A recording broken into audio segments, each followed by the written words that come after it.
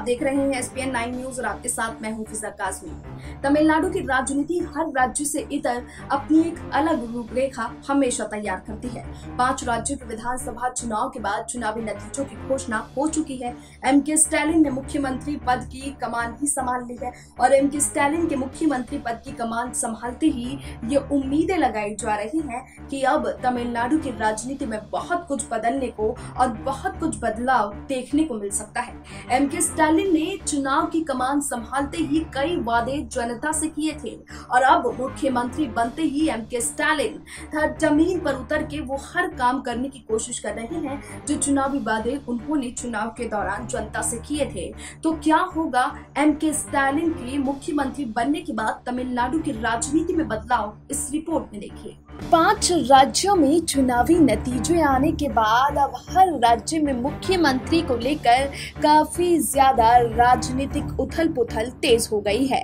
पश्चिम बंगाल में जहां ममता बनर्जी ने मुख्यमंत्री पद की शपथ ले ली है, वहीं हिमंता बिस्वा शर्मा भी आज असम के मुख्यमंत्री चुने जा चुके हैं। लेकिन ऐसे में अब तमिलनाडु की राजनीति में क्या कुछ आगे के लिए समीकरण है, ये कयास लगाए जा रहे हैं कि जल्द से जल्द MK स्टैलिन के राजनीति में आने से एक नए युग की शुरुआत तमिलनाडु में होने जा रही है। तमिलनाडु की राजनीति अन्य कई राज्यों से अलग हमेशा मानी जाती रही है। बंगाल में हिंसा के साथ मची राजनीतिक मारकाट से इतर तमिलनाडु में अलग बयार बहने लगी है। राजनीतिक विरोध के बाद भी मुख्यमंत्री MK स्टैलिन अब ई पलनीस्वामी के साथ मिलकर लोकतंत्र को मजबूती देने में लगे हुए हैं।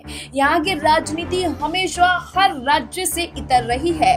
दुर्विरोधी भी कभी सत्ता पक्ष के साथ खड़े नजर आते हैं। मुथुवेल करुणानिधि स्टैलिन के मुख्यमंत्री पद की शपथ लेने से पहले ही तमिलनाडु में बदलाव के संकेत मिलने लगे हैं और बरसों पुराने राजनीतिक दुश्मन AIADMK के प्रति स्टालिन की सदायशता बदलते मिजाज का सबसे बड़ा सबूत है।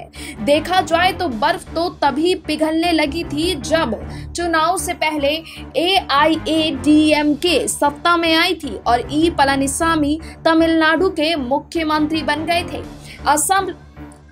असल में AIADMK के ट्विटर हैंडल से 22 सेकंड का एक वीडियो शेयर किया गया था। वीडियो में कुछ लोग अम्मा कैंटीन पर लगे पूर्व मुख्यमंत्री जयललिता के नाम वाले बोर्ड और पोस्टर हटाते देखे गए थे। 2013 में मुख्यमंत्री रहते जयललिता ने ही गरीबों को सत्ता और इस सत्ता को हिलाने के लिए एक मुहिम चलाई थी जिसमें सस्ता खाना उपलब्ध कराने के मकसद से अम्मा कैंटीन योजना की उस समय शुरुआत की गई थी।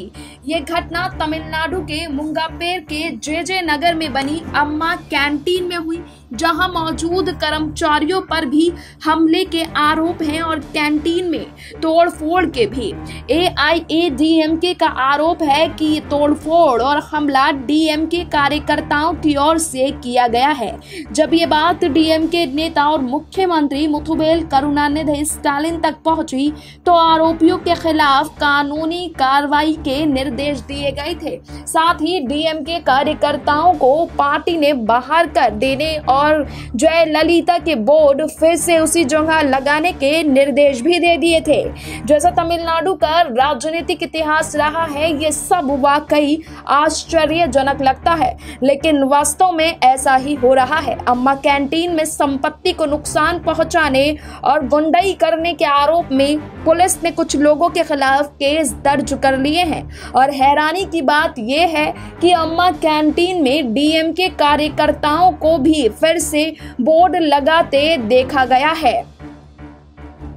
शपथ ग्रहण के फौरन बाद ही मुख्यमंत्री MK स्टैलिन ने तत्काल प्रभाव से फटाफट कई फैसले लिए हैं जो कोरोना संकट से जूझ रहे लोगों के लिए बड़ी राहत लेकर आए हैं और ये DMK के चुनावी वादों का भी हिस्सा रहा है। चुनावी वादों के समय कई ज्यादा लोगों से और जनता से अपील की गई थी।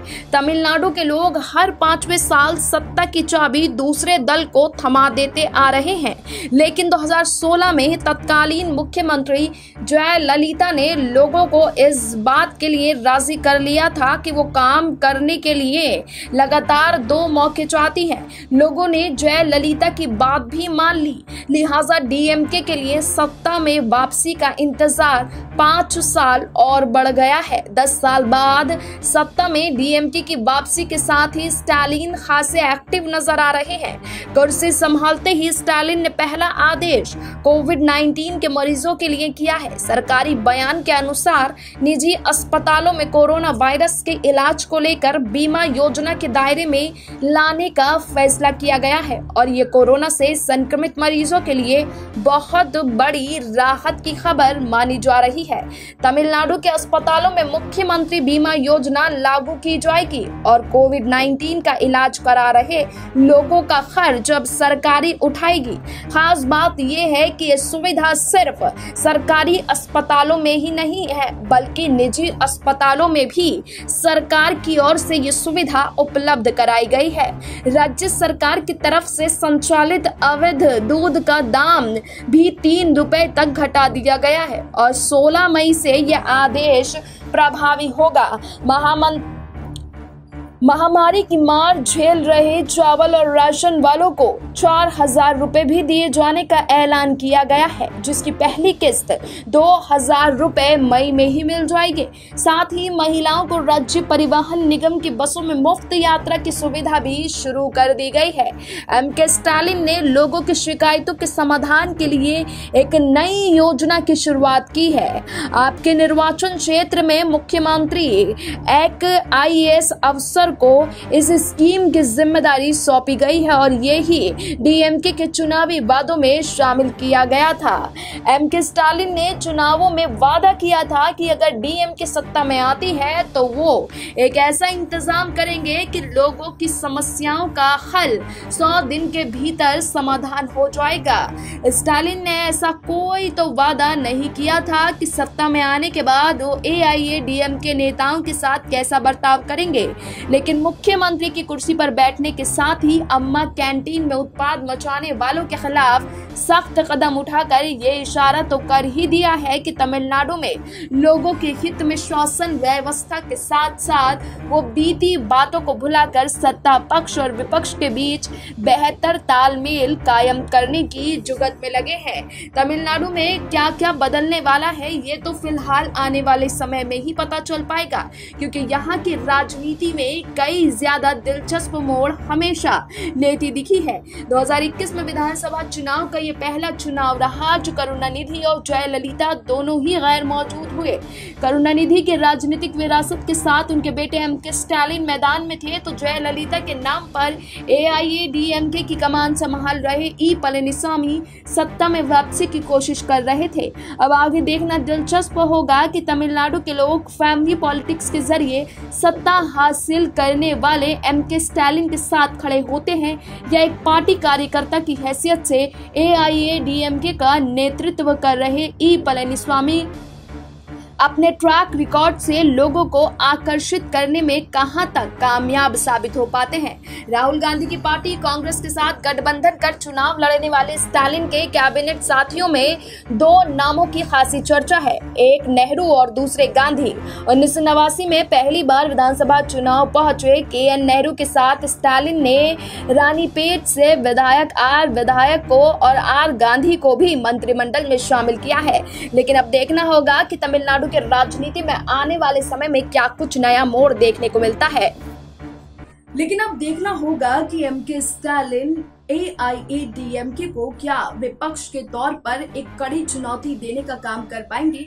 एमके स्टालिन सत्ता में रहते हुए विपक्षी पार्टी को कितनी कड़ी चुनौती दे पाते हैं आने वाले समय में, और विपक्ष में रहते हुए AIADMK अपनी कौन सी नई रणनीति उतरकर तमिलनाडु की सत्ता को बदलने की और सत्ता सरकार को साधने की कोशिश करती है। फिलहाल हमें दीजिए इजाजत, अभी के लिए इतना ही, लेकिन देश और दुनिया की तमाम बाकी खबरों के लिए आप जुड़े रहिए SBN9 न्यूज के साथ।